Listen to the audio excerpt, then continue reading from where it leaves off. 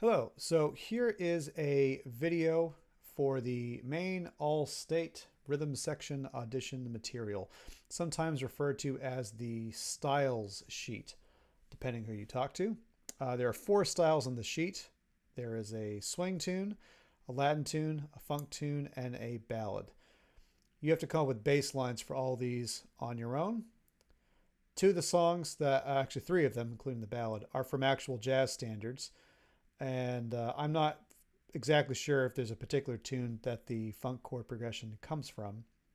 What I provided for you here are some example bass lines just to give you something to think about and to have a reference to consider. Two of the songs I have actual bass lines from the actual real recording.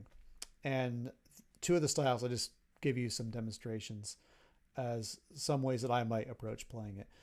The important thing is you come up with your own bass lines, and I'll talk a little bit about how to do that in each of these sections, like what's important. Overall, for all these bass lines, the most important thing is always going to be timing and rhythm, and also hitting root notes of chords. So let's start with Joy Spring, which is the tune that the swing example bass line comes from. So on the PDF, you have two written lines that I've given you. The first one is George Morrow, the bassist off the album Clifford Brown and Max Roach, by which most people think of when they reference the tune Joy Spring. This is his walking bass line or opening bass line on the melody of the tune. Notice on the second half of his bass line, it doesn't actually walk quarter notes. He does a rhythm hit that follows with the recording. So I'm going to play that so you can hear that in time, what his line sounds like. And then below that, I have my own improv walking bass line I just wrote out for you to read and play through to get an idea. I'll talk about both, but what you want to look for when you're trying to develop a good swing bass line. So here's 140. Here is Joy Spring, the George Morrow bass line. 1, 2, 1, 2, 3, 4.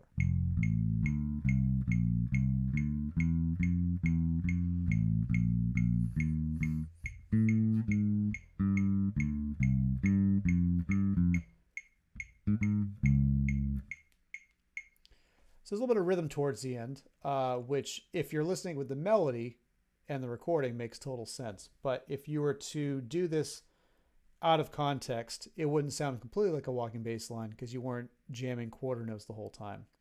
So here is a written bass line as an example of what an improvised walking bass line could sound like using just quarter notes. 1, 2, 1, 2, 3, 4.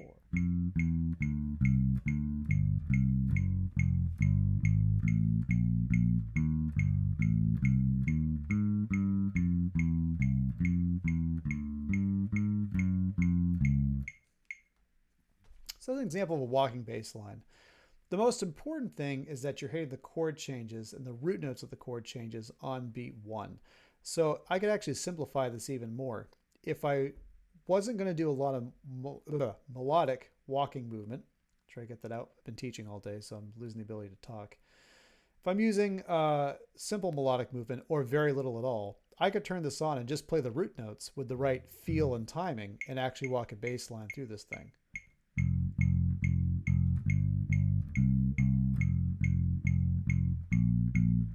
And that would work, especially if it was behind a band. You might want to consider using some simple notes from your F major scale. Simple note choices, I should say. And if all you did was a couple of moving notes, but not all the time, something kind of like this.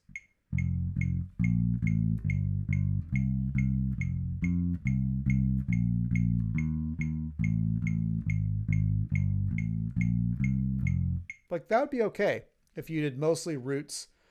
You could also do something called a root and a fifth, which is a power chord shape if you're thinking of it as a rock guitar kind of concept. But the power chord shape, a root 5 pattern, could also work through all these chord changes.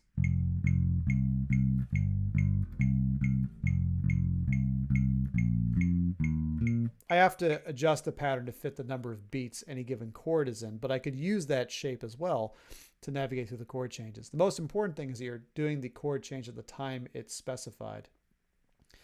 There are a couple curveballs in the chord progression, namely at the end of the 8-bar segment. There's an A flat minor, D flat 7th chord grouping, and that's actually leading into another key of music. in this 8-bar segment, if you were to repeat it, going A flat, D flat, back to F is a little awkward sounding because it's not the intention. It's actually supposed to be in a different key. And actually, this brings up a good point while I'm going through the rest of these. Most of the time people audition for this, for Maine All States, there isn't a backing track playing for you or a metronome. It's just playing it au naturel with no reference point or drum loop or anything.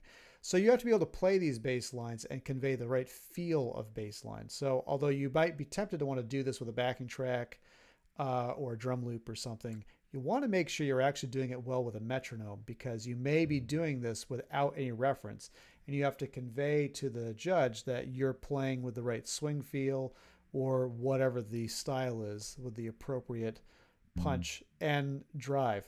That's a really hard thing to do, especially as a bass player, but it's like the most important thing we could do. As a final note for the swing part of this, you can always simplify your walking bass line, meaning using less melodic note choices, but really make sure you hammer good quarter note time. That's the most important thing, and always will be. The Latin selection. This is The Girl from Ipanema.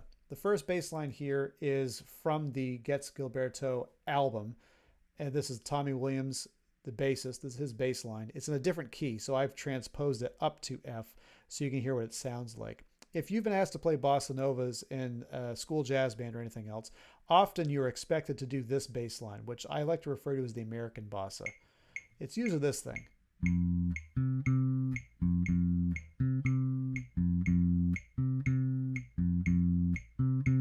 Nothing wrong with it. It's a completely legitimate bass line. I don't tend to think of that as samba or real Latin bass lines, but it does, put a Band-Aid on a problem. It is instant Latin bass line sounding. So by all means, you can totally do that. That's fine. Here's the actual bass line from the recording. So 1, 2, 1, 2, 3, 4.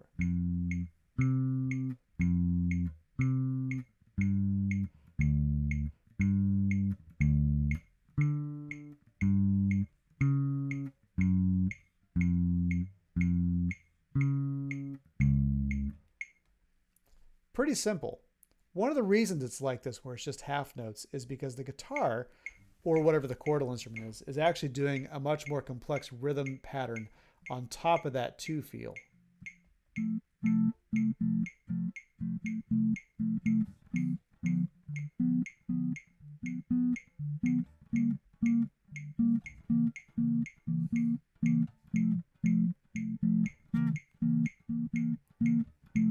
The guitarist is doing something kind of like that. So while the guitar is very syncopated, the bass has to do this half note 2 feel thing.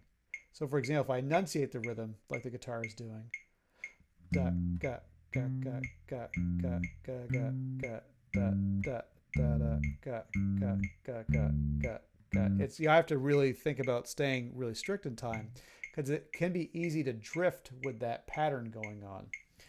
Now, often when you're playing Latin in a jazz band context, you don't have a lot of those really legitimate style things, like in Latin music especially. You might have more of a Cliff Notes version of it, for example, where it's a little simplified, or like the American bossa, a set pattern you can play, and the guitar player might be playing more kind of big open chord rhythms like they would on a jazz tune. So the next example is what's called a Cuban danzón bass line. This is a particular rhythm pattern from Cuban music. It's a variation of what's called a cha-cha, and I think it's a nice bass line, and it gives you something to do different than just playing 2 feel. For example, 1, 2, 1, 2, 3, 4.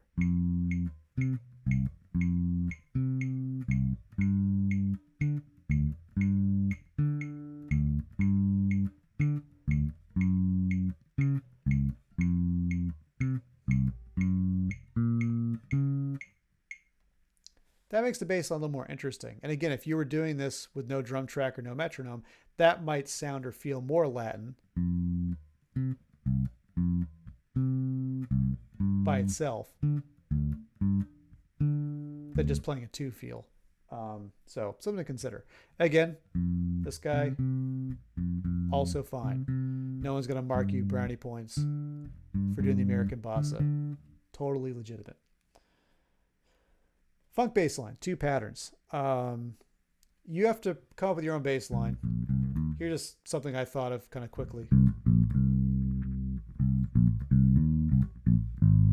So here's a couple of bass lines. 100 beats a minute. Notice that there's a lot of rhythm, syncopation going on. The important thing is without the metronome, again, that you can play a funk pattern. It feels like a funk pattern. So you may have to be creative here.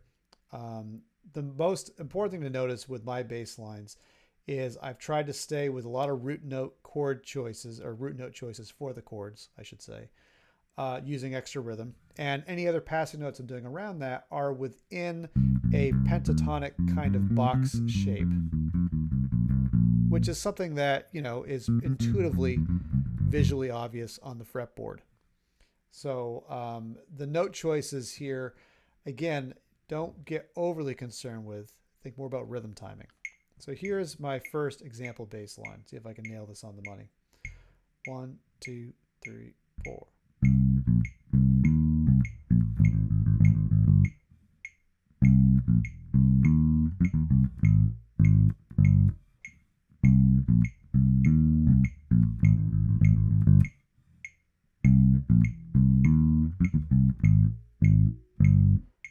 So there's the first bass line.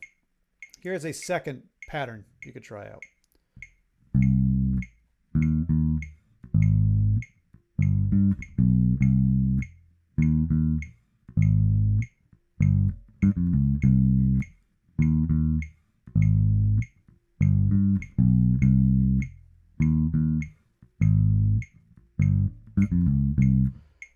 So with both of those, and actually true with Latin and some of the other ones as well, I don't have any accent markers written on the PDF here. I'm just playing these with experience of having played a lot of gigs, what I think feels like the right phrasing, length of notes, attack pattern to get this to work. The most important thing you could do here is listen to tunes in these styles and then try to emulate with rhythm phrasing the feel of it. And again, worrying less about the other note choices. However, knowing some theory here, what the notes of the chords are, even some basic triads. So for example, it says C minor 6. That's its basic chord, just a C minor triad. Could be C octave bass line. E flat major 7th. At its core is E flat major triad. A flat major 7 or A flat major triad. And it says G7 sharp 9 sharp 5, which is a terrifying sounding chord. But for simplicity's sake, you could actually get away with just playing a G major triad here too as a bass player. Maybe just for the second, I'll demo playing this funk pattern, no metronome. I'm going to use those triad patterns because that's something you could easily look up and get the shapes on like a fretboard diagram. I'm going to play a funk bass line, no metronome, using the triad. See if I can come up with something just sort of on the fly. So 1, 2, 3, 4.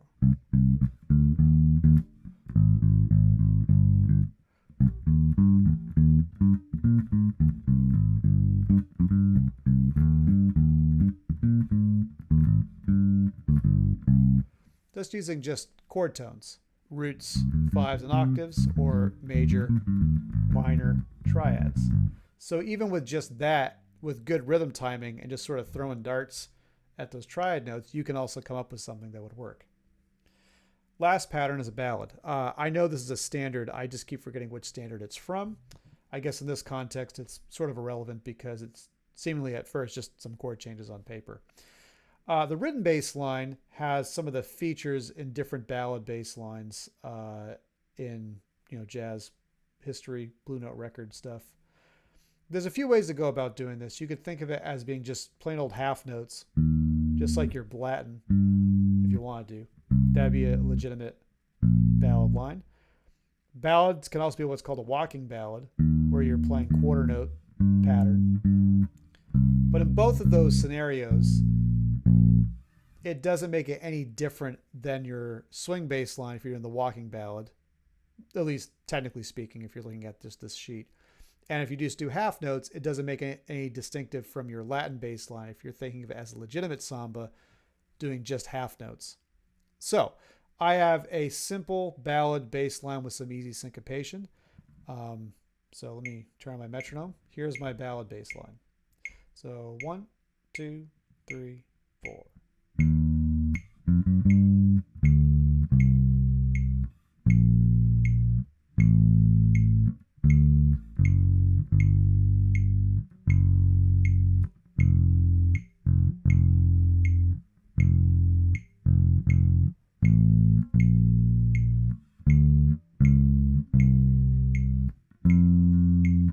I actually played a 5th fret D then instead of open D according to the tab, but you get the idea. Something you might find helpful here, because the style feel here, it is a swing bass line, just super slow. So the nuance of nailing this might be kind of hard to understand if you're not listening to jazz ballads all the time, which, can be a tough thing to get into unless you just happen to really gravitate towards it. Most people get into more medium tempo, fast tempo swing music as far as learning how to play this style. What I'd recommend doing is maybe looking at my bass line as a template and think about the rhythm that's being presented, and think, if I am in the key of E flat major on my scale, as you could have argue it's kind of E flat, B flat, it could be more B flat, but if you're thinking of one major scale, say it's B flat, or E flat, has kind of both key centers here. Without the melody, it's kind of a guess to which one it really should be in. But that aside, if you know the scale or the couple keys you want to use, say if you just like a pentatonic bass lick, even for that argument, just to keep it even simpler, is to think, if I've got this rhythm where it goes like, say, the first bar, but da da da da, I can just reassign that rhythm to other notes of the triad or the pentatonic, or some different. Here you have this little chromatic thing that I wrote out. I could go the other way from above the pitch. So there's a lot of ways to do this.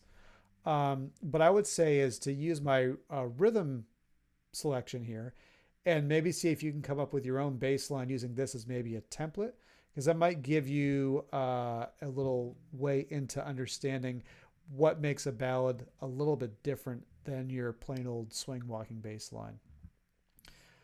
All that said, this is kind of like your walkthrough of the style sheet and things you're looking for. The most important thing, again, is rhythm and rhythm timing.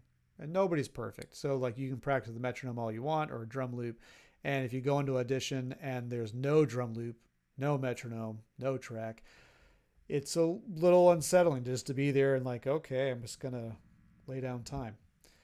The most important thing is that your phrasing feel is consistent, and that when you're practicing with your metronome, you're just trying to be hyper aware that you're not rushing or dragging too much. Depending on the style of music, sometimes there's a little bit of a push or a little bit of a pull on where the bass note lands, and that's natural. But we want to be careful that we're not dragging or rushing through things and then thus almost completely changing the tempo of whatever you're playing. So it's a good challenge to really make sure that you've got timing a bass line figured out. But again, I think I mentioned in one of the other videos, it's more important that you're prepared than that you're improvising a bass line out of thin air. So you might find this helpful to sit down and write out a bass line for any of these. You should totally do that, and you should have it planned out and have a game plan of what you want to do, because the way this is scored, these are I believe they're scored separately, so this looks like an afterthought because you have 4 things wedged on one page, but you actually want to make sure that you can do a good run of these.